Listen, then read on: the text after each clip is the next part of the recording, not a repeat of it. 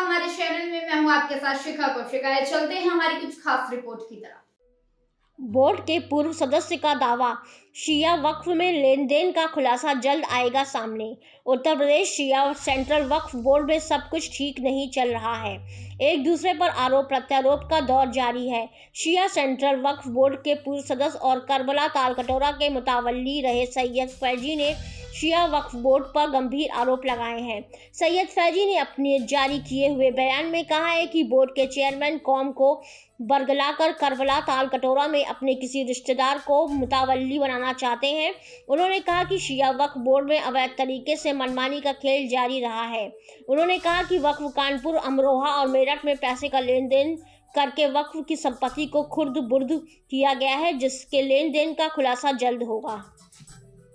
पहले तो ये आरोप हमारे पर लगाया जा रहा है कि हमने करबला पे कब्जा कर दिया। करबला में रोज डेली 500,000 लोग ज़ियारत करने आते हैं। सारे दरवाजे खुले हुए हैं, सारी चीज़ें अभी तक के वैसे ही खुली हुई हैं।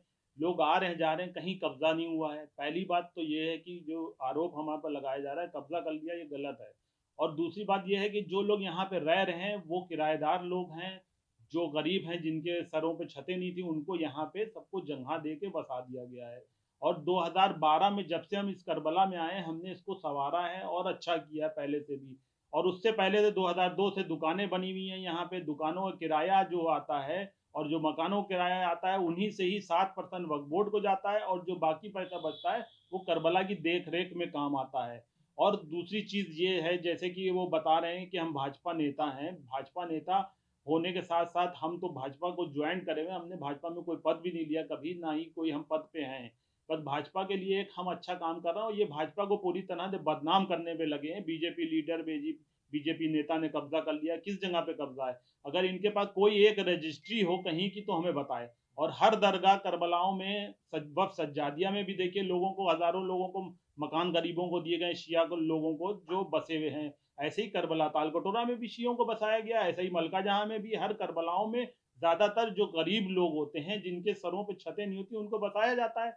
ये काम कराई जा रहा है। इसीलिए वक्फ संपत्ति जो होती है, वक्फ नाम अल्लाह होता है। ये वक्फ की जो जगहें होती हैं, करबलाएं, दरगाहें, इनमें गरीबों को, अपनी कौम के लोगों को बसाया जाता है, रखा जाता है, इसीलिए कि ये कोई चीज़ बेची ना जाए। और इनके पास, अगर वक्फ बोर्ड के पास कोई मेरी रजिस्ट्री हो, कोई जगह बेची हो, तो वो दिखाएं हमको, तब हमारे ऊपर ये चीज़ें इल्ज़ाम लगाएं। ये पूरी तरह से झूठे जो इल्ज़ाम लगा रहे हैं, ये बहुत ही गलत तरीका है इनका इल्ज़ाम लगाने का। और ये भाजपा नेता बता रहे हैं, जैसे भाजपा नेता की भी छवि एक खराब कर रहे हैं। बीजेपी को, इसको पूरी तरह से एक बीजेपी को टारगेट करके कि इसकी छवि खराब हो भाजपा की, क्योंकि ये जो चेयरमैन बैठे हैं ये सपा के लोग हैं। अब इन्हीं ने ही देखिए अपना, जैसे कि अपने परिवार को ही सबको बनाते चले आ रहे हैं। अपने मुतवल्ली जहाँ जहाँ बनाया है, अपने खलिया ससुर को बनाया मुतवल्ली, चचिया ससुर को मुतवल्ली बनाया है, खुफिया ससुर को मुतवल्ली बनाया है। अगर इसकी जांच कराई जाए, मुतवल्ली जो बनाए हैं, टोटल जितने भी मुतवल्ली अभी तक के बनाए हैं, आप इनका वफ़ से एक पूरी, जो वफ़ मंत्री हैं वो अपनी एक जांच करवाएं कि इन्हीं ने अपने परिवार के लोगों को नहीं बनाया मुतवल्ली। और मेरा ये तो वफ़ अल औलाद है। यहाँ से हमको हटाने के बाद इन्हीं ने सोचा कि हम अपने ही आदमी, यहाँ भी एक खानदानी वफ़ को हथिया लें, बड़ा वफ़ है, इसको पूरी तरह से उगाही करें, इससे पैसा लें। तो एक इनके टारगेट में अभी इन्हीं ने जितने भी वफ़ हैं सब जगह से पैसा कमा रहे हैं पूरी तरह से। अभी कानपुर में इन्हीं ने एक वफ़ को पूरी तरह से काम दूसरे को परमिशन दे के करवाया, वहाँ से मोटी रकम ली। एक वफ़ अमरोहा है, वहाँ से मोटी रकम ली। और एक वफ़ हैगा मेरठ का, वहाँ से इन्हीं ने मोटी रकम ली। जबकि वसीम रिजवी ने वो इजाज़त नहीं दी थी ज़मीन बेचने की, इन्हीं ने हाई कोर्ट का बहाना बना के एक उसको परमिशन दे दी।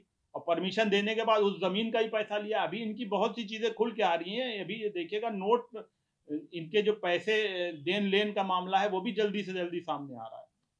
उम्मीद है आपको हमारी खबर अच्छी लगी होगी। हमारे चैनल को लाइक, सब्सक्राइब और शेयर करना मत भूलिए।